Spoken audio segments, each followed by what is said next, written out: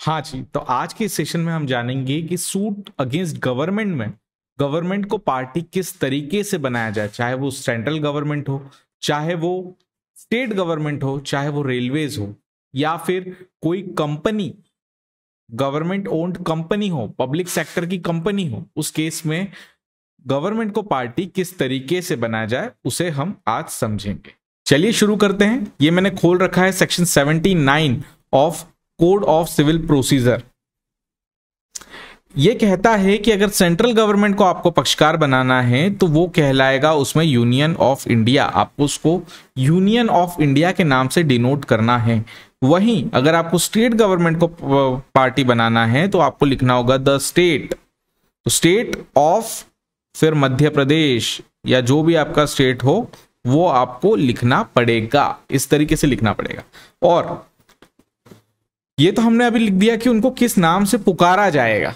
ये तो अभी हमने वो समझा सेक्शन 79। जबकि सेक्शन 80 ये कहता है जिस प्रकार से दो तरीके के पर्सन होते हैं, एक होता है नेचुरल पर्सन, एक होता है आर्टिफिशियल पर्सन।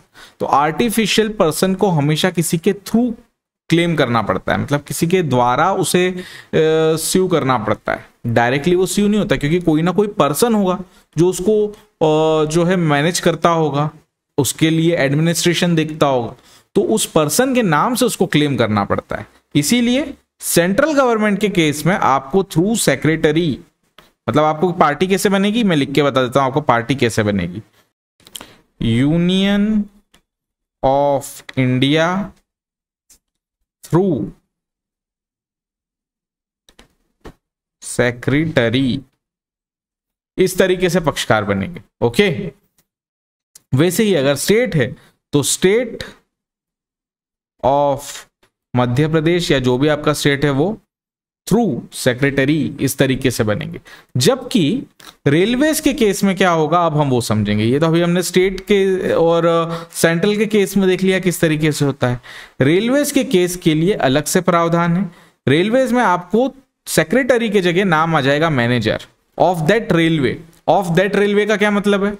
रेलवेज को अलग अलग पार्ट में बांटा गया है। Eastern railway, western railway, north railway, south railway, central railway. तो आपको ऐसा लिखना होगा सेंट्रल रेलवेज थ्रू मैनेजर। इस तरीके से पक्षकार बनाए जाएंगे, है ना। इस तरीके से आप किसी भी गवर्नमेंट को स्यू कर सकते हैं। इसके बाद में अब आ जाता है गवर्नमेंट ओन्ड कंपनीज।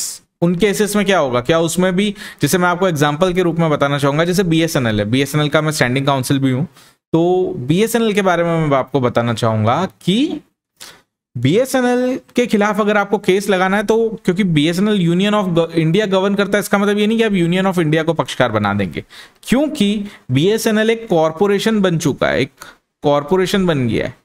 एक और एग्जांपल है एलआईसी, ये भी लाइफ इंश्योरेंस कॉरपोरेशन बन गया है। तो इस केस में आपको वहां के मैनेजर के थ्रू आपको उसको पक्षकार बनाना है।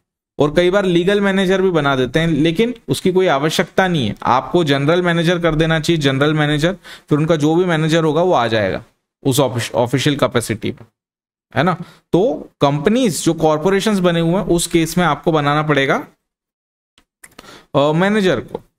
वहीं अगर कुछ स्पेशल केसेस होते हैं, फॉर एन एग्जांपल में आपको ईएसआई की बात करें, ईएसआई डिपार्टमेंट में अगर किसी को पक्षकार बनाना है तो चीफ मेडिकल ऑफिसर, क्योंकि ये स्पेशल एक्ट है, ईएसआई स्पेशल एक्ट है, तो उसमें फिर सिचुएशन थोड़ी सी बदल जाती है।